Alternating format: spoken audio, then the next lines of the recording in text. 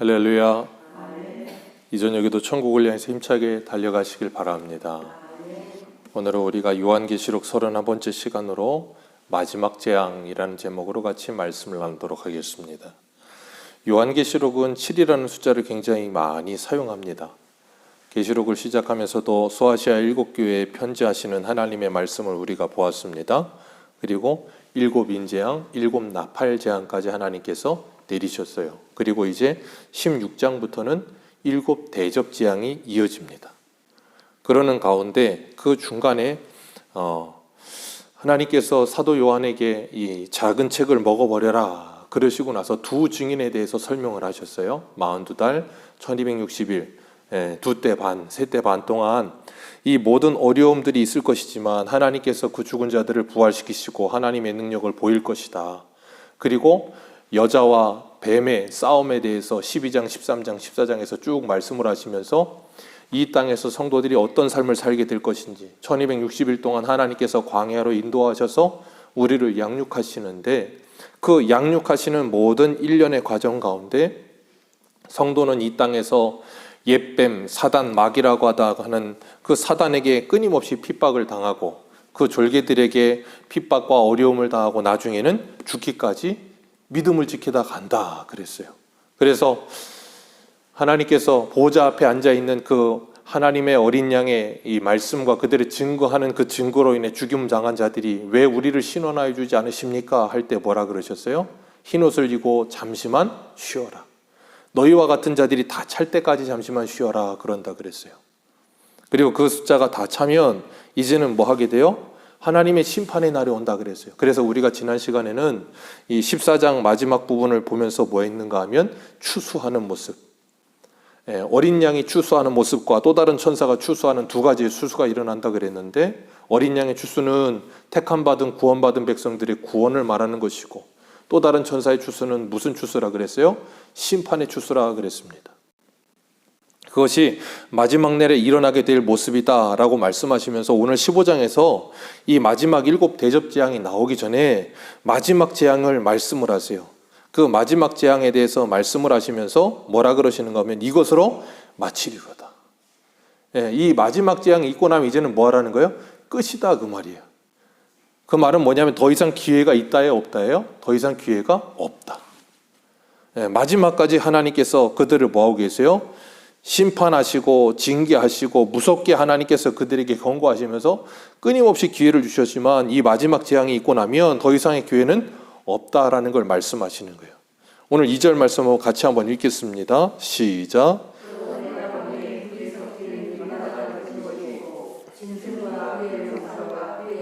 수를 이기고 벗어난 자들이 유리바다에 서서 하나님의 검은고를 가지고 아멘. 사도 요한이 보았어요. 봤는데 뭘 봤냐면 불이 섞인 유리바다를 보았다 그랬어요. 계시록 4장에 보면 계시록 4장 6절에는 이런 표현이 나옵니다. 유리바다라 그랬는데 수정 같은 유리바다라는 표현을 써요. 그리고 오늘 본문 2절에서는 불이 섞인 유리바다 그랬어요. 이 유리바다는 뭘 모티브로 하고 지금 이야기를 하고 있는 건가 하면 홍해바다를 모티브로 하고 지금 이 말을 하고 있는 거예요.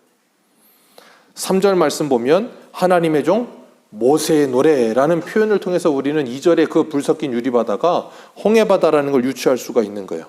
그 불 섞인 유리바다는 거기서 벗어난 자들이 있는데 그 어떤 것에서부터 벗어나요?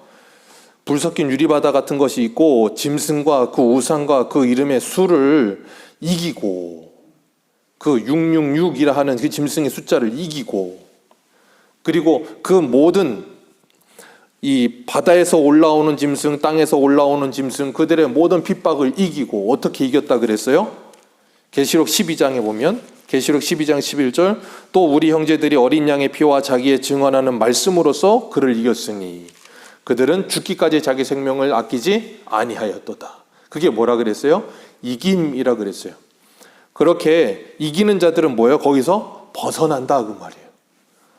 그래서 벗어나서 유리바닷가에 서서 하나님의 검은고를 가지고 뭐예요? 모세의 노래와 어린 양의 노래를 거기서 부르고 있다 그 말이에요.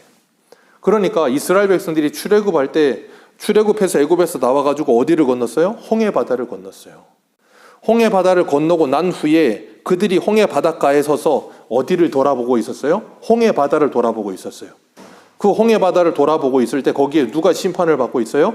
그들이 430년 동안 왕이라고 섬기던 바로 왕과 그리고 바로 왕의 모든 군대가 거기서 다 뭐예요? 수장당하고 있어요. 그걸 통해서 하나님이 뭘 보여주시냐면 너희들이 430년 동안 너희들의 왕이라고 믿고 따르던 그 왕은 이제 다 죽었다. 그리고 이제는 뭐라는 거예요? 너희들의 왕은 하나님 한 분 외에는 없다를 선포하시는 거예요.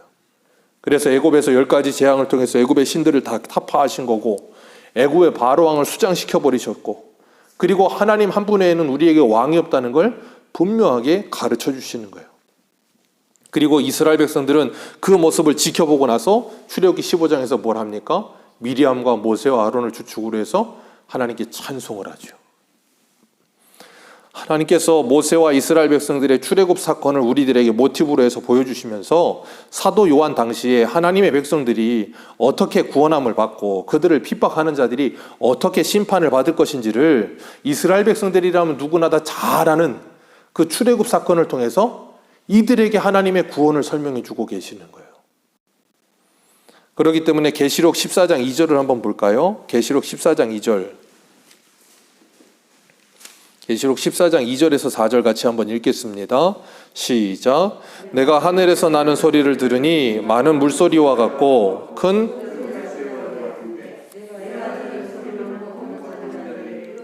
검은 고를 타는 것 같더라.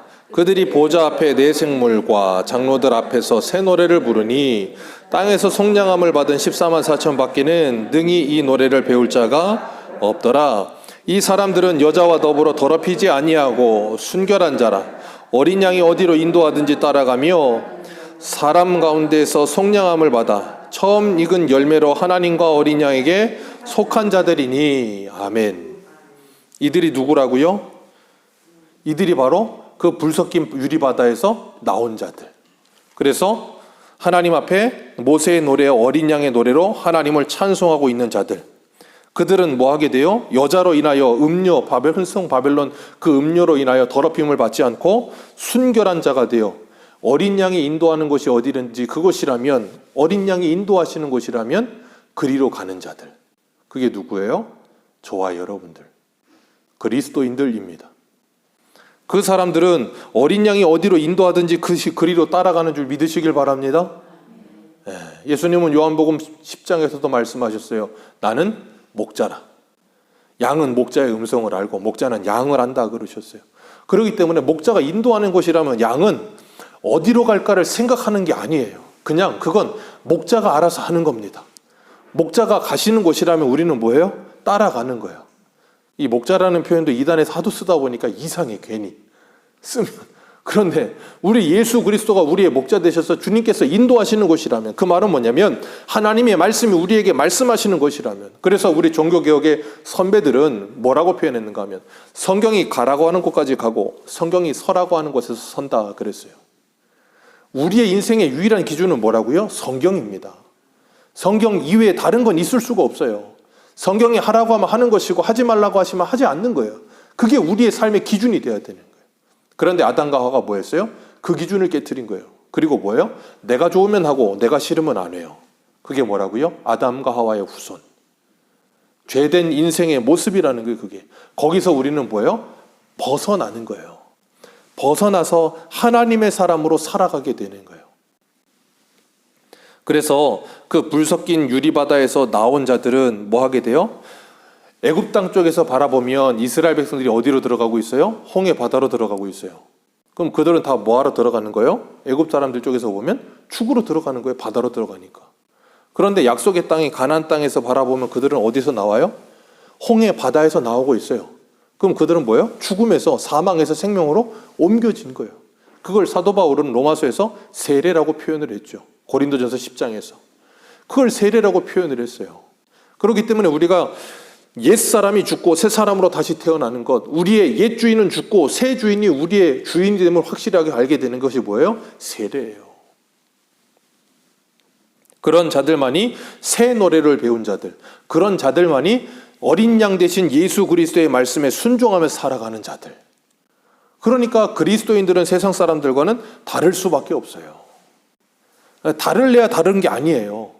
그냥 모든 생각과 마음과 모든 생활 자체가 다른 세 사람, 완전 다른 뭐라 그래, 세계의 사람인 거예요. 다른 세계의 사람들. 그래서 이 세상에는 수많은 세계가 있잖아요. 운동의 세계, 공부의 세계, 신앙의 세계. 그 세계와 세계 사이의 그 간극은 도무지 좁혀지지가 않아요. 그죠? 운동의 세계를 모르는 사람은 운동에 대해서 모릅니다. 운동의 세계에서 모르는 사람들은 이해가 안 되는 게 있다니까요. 얼마 전에도 저희 같은 교회 목사님이 잠시 여기 오셨었는데 식사하고 나서 목사님 부부가 사이클을 타요. 근데 그 사이클이 목사님께 1,600만 원짜리래요. 자동차 한 대 값. 그 세계를 모르는 저로서는 도무지 이해가 되지 않는. 야, 차를 사지. 사모님이 700만 원짜리, 두 분이서 2,300만 원짜리 타고 다니. 그러면서 하는 말이, 이건 이 자전거를 타다가 자빠지면 내 몸이 자빠져야지 자전거가 다치면 안 된다고. 몸은 다치면 낫는데 자전거는 다치면 안 낫는다는 거예요. 얼마나 웃기던지. 그 세계가 뭔가가 있나 봐요. 그러니까 그 세계에서 그렇게 하는 거예요. 이해가 안 되는 거죠. 그런 것처럼 신앙의 세계를 알게 되면 우리가 그렇게 사는 거예요, 세상을. 그 세상 사람들은 우리를 이해할래야? 이해할 수 없고, 우리도 세상이 이해가 되지 않는 거예요. 왜? 사는 세계가 달라요. 그렇기 때문에 불 섞인 유리바다를 건너온 사람들은 그 유리바다 가에서 검고를 타면서 모세의 노래와 어린 양의 노래를 부르면서 그 뒤돌아보며 심판받는 그들의 모습을 보면서 뭐예요? 우리를 구원하신 하나님께 감사와 찬송을 올리게 되는 거예요. 그러니까 구원받은 사람만이 하나님께 찬송을 하게 되는 겁니다. 그래서 우리 15장 8절을 한번 보겠습니다. 계시록 15장 8절. 죄송합니다. 14장 8절입니다. 계시록 14장 8절 한번 보겠습니다. 같이 읽습니다. 시작.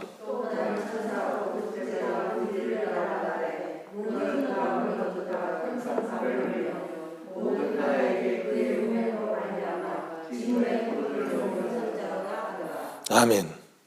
무너졌도다 무너졌도다 큰 성 바벨론이요. 지금 이 당시에 이 큰 성 바벨론은 어디라 그랬어요? 로마. 우리 한 군데만 더 읽습니다. 계시록 18장 2절을 보세요. 계시록 18장 2절.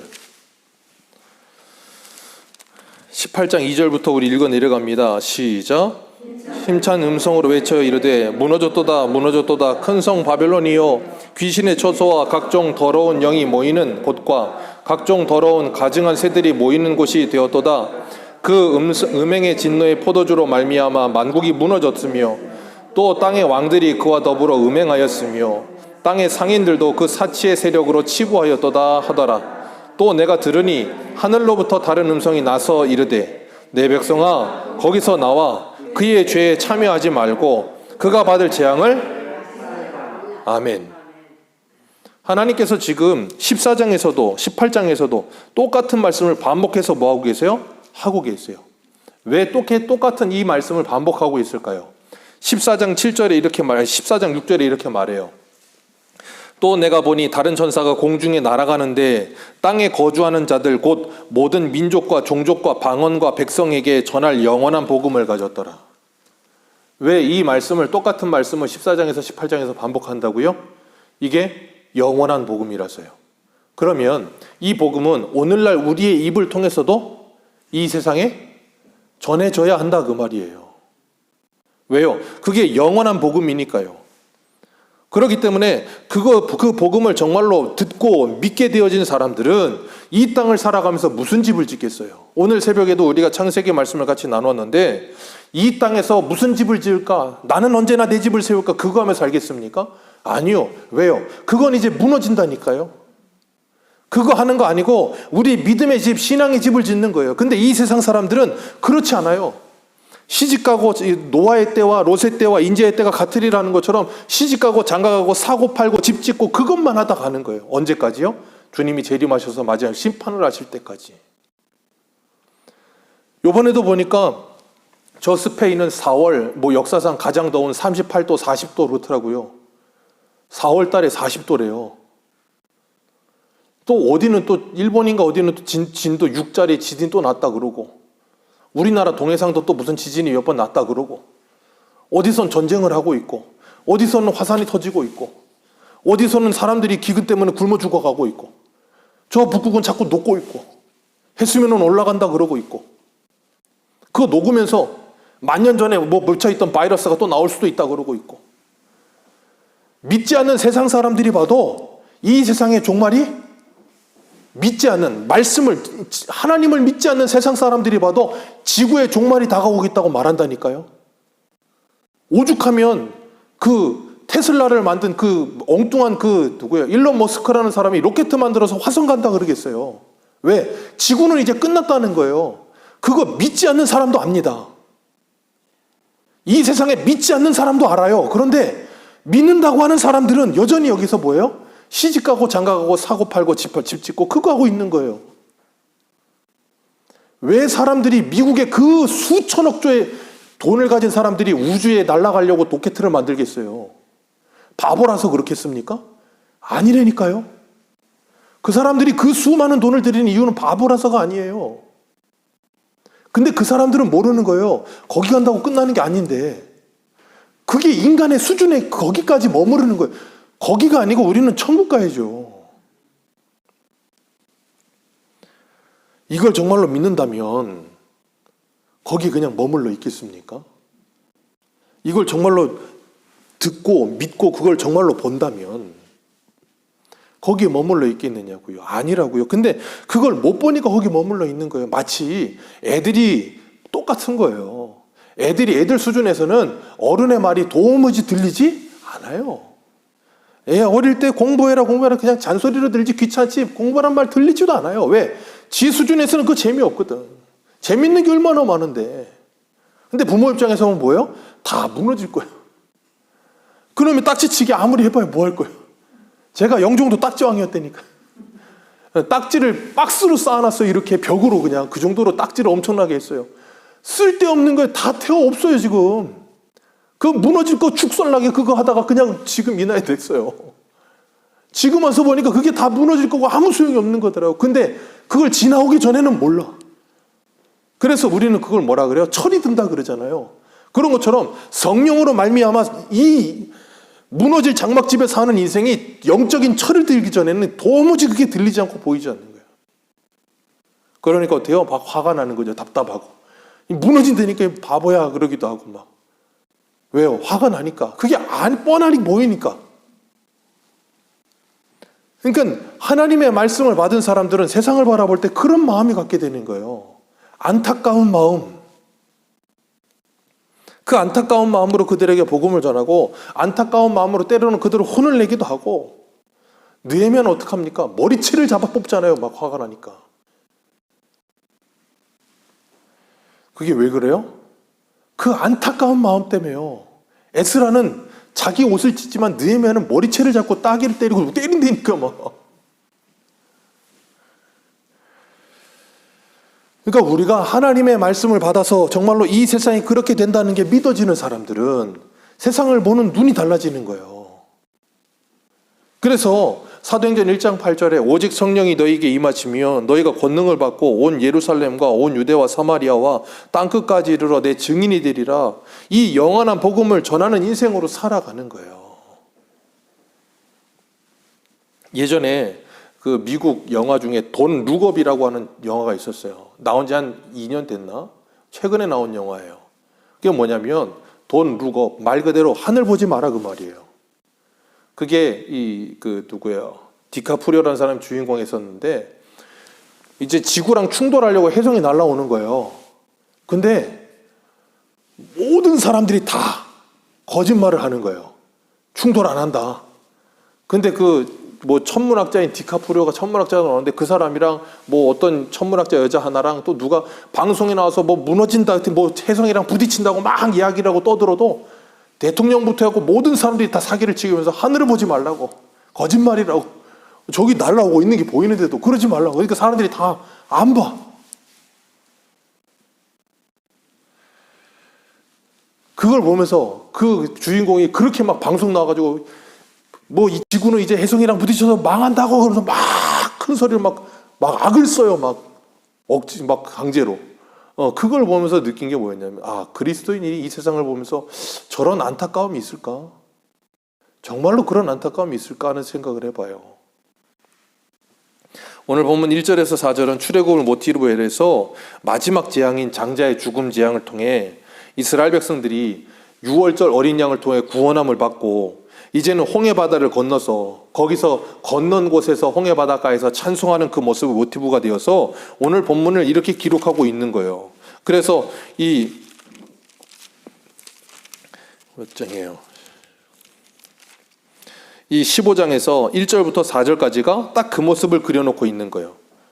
그러면서 그들이 뭐예요? 그 마지막 재앙이 마치고 불 섞은 유리바다에서 벗어나고 모세 어린 양의 노래를 부르고 그 후에 6절 같이 읽겠습니다. 6절입니다. 시작.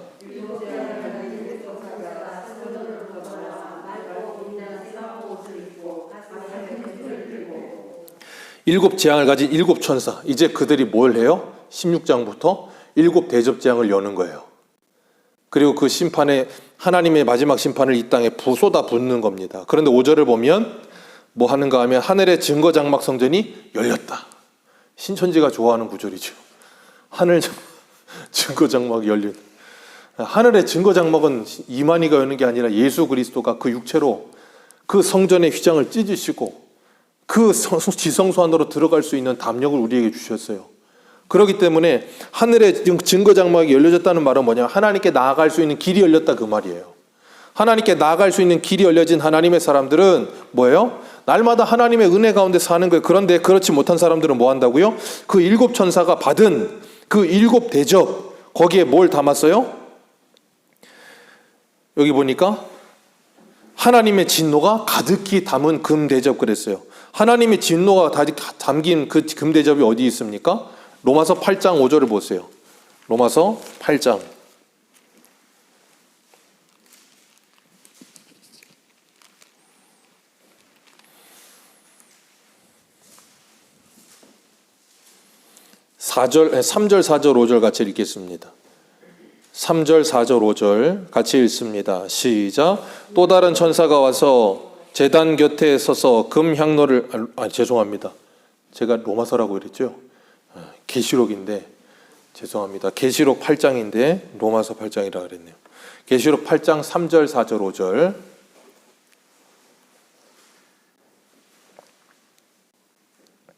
계시록 8장 3절, 4절, 5절 같이 읽습니다. 시작. 또 다른 천사가 와서 제단 곁에 서서 금 향로를 가지고 많은 향을 받았으니 이는 모든 성도의 기도와 합하여 보좌 앞 금제단에 드리고자 함이라. 향연이 성도의 기도와 함께 천사의 손으로부터 하나님 앞으로 올려가는지라. 천사가 향로를 가지고 제단에 불을 담아다가 땅에 쏟음에 우레와 음성과 번개와 지진이 나더라. 아멘. 이게 뭐예요? 성도들의 기도. 성도들의 기도. 그것과 함께 제단에 숯불을 담아다가 뭐예요? 하늘에서 땅으로 쏟아요. 그걸 누가 받았어요? 오늘 보면 7절에 네 생물 중에 하나가 하나님의 진노에 가득 담은 금대접 7을 7 천사에게 주니 그들이 그걸 받아가지고 뭐예요? 쏟아내버리는 마지막 재앙이 일어날 거다 그 말이에요. 그리고 그 모든 재앙이 쏟아지는데 8절 같이 읽습니다. 시작. 하나님의 영광과 능력으로 말미암아 성전의 연기가 가득 차매 7 천사와 7 재앙이 마치기까지는 성전에 들어갈 자가 없더라. 그 재앙을 마치기까지는 들어갈 자가 없더라. 그 재앙은 누구에게 떨어진다고요? 그 불 섞인 유리바다를 건너지 못한 자들에게, 마치 홍해바다가 벽으로 있다가 그것이 쏟아져 내려서 그들에게 하나님의 심판이 한순간에 갑자기 임하듯이. 기억하십시오. 하나님의 심판은 한순간에 갑자기 일어납니다. 그래서 어느 날 도적같이 임한다는 거예요. 우리가 인생을 살다 보면 사고가 날 때도 어때요? 한순간이에요. 어떤 재앙이 일어날 때도 한순간입니다. 하나님의 심판도 그렇게 동에서 서에 번개가 번쩍이듯이 한순간에 임하게 될 거예요. 그렇기 때문에 우리에게 뭐 하라는 거예요? 그 심판을 바라보라는 거예요.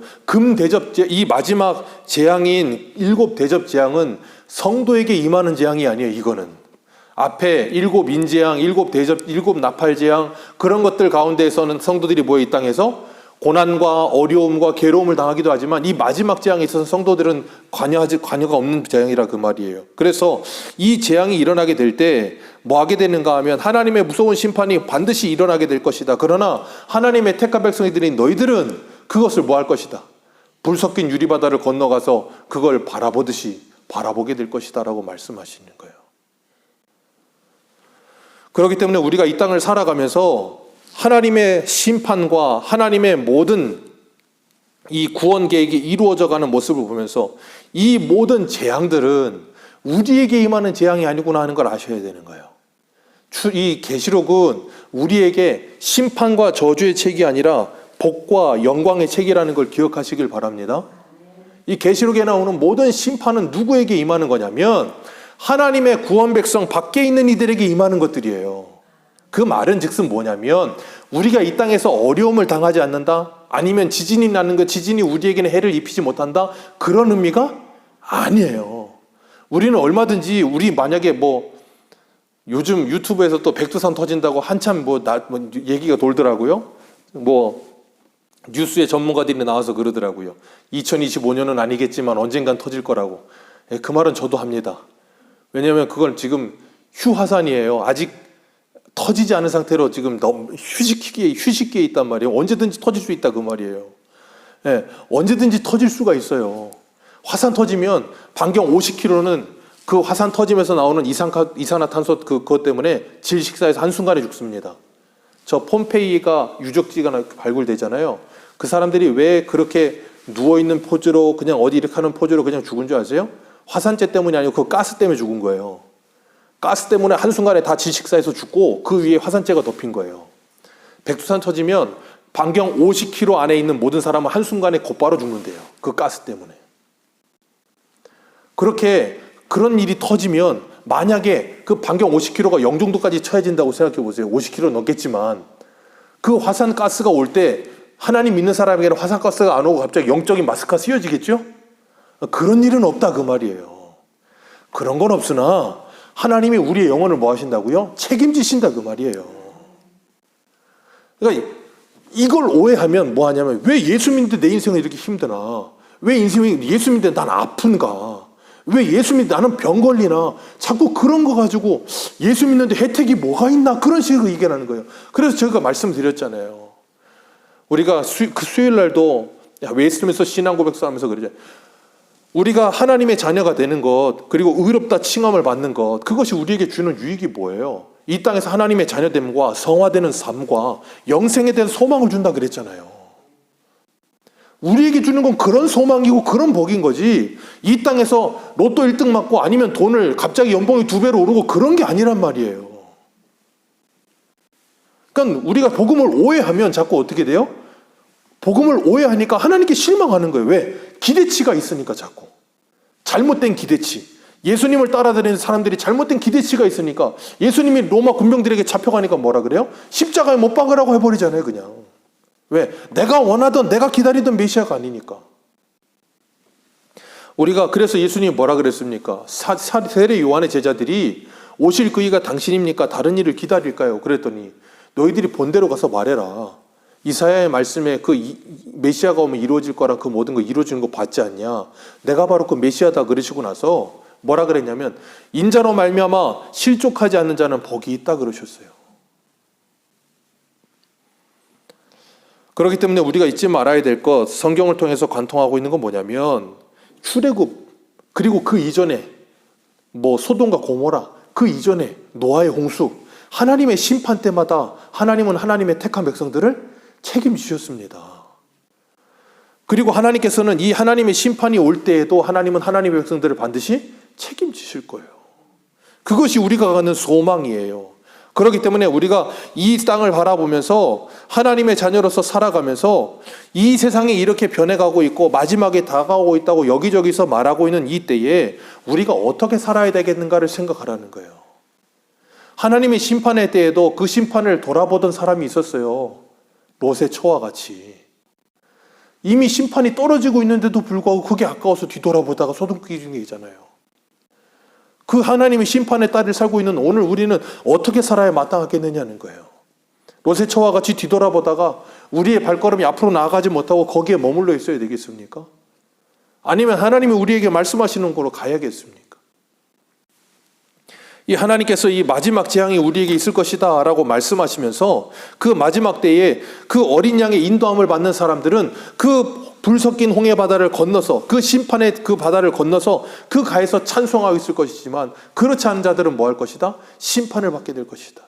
오늘도 우리에게 이 말씀을 주시면서 이 땅을 살고 있는 우리들이 이 시간을 하나님이 우리에게 이 땅에서 허락하신 이 시간이 얼마인지 모르지만 그 시간을 살고 있는 우리가 어떻게 살아야 마땅하겠는가? 그걸 한번 돌아볼 수 있는 저와 여러분들 되시기 바랍니다. 생각해 보세요. 홍해바다 건너가지고 건너편에서 저 홍해바다에 이렇게 벽이 있던 그 홍해바다 물이 뒤덮였을 때 그 건너온 사람들이 바로를 부러워하겠습니까? 430년 살 동안 그들은 바로가 너무나도 부러웠겠죠. 나도 바로 돼봤으면. 그 심판을 받고 있는데 그게 부럽겠습니까? 안 부럽다니까요. 그걸 우리는 본 사람들, 그걸 본 사람들은 이 땅을 살아가면서 정말 그 마지막 때를 알기 때문에 믿음의 사람들로 사는 거예요. 그게 바로 다윗이고, 그게 바로 다니엘이고, 그 세 친구들이고, 그게 바로 사도 바울이고, 그리고 저와 여러분들인 줄 믿으시길 바랍니다. 그 하나님의 사람들답게 우리들도 그 같은 믿음을 가지고 오늘을 사는 복된 하루 되시기를 축복합니다. 기도하겠습니다.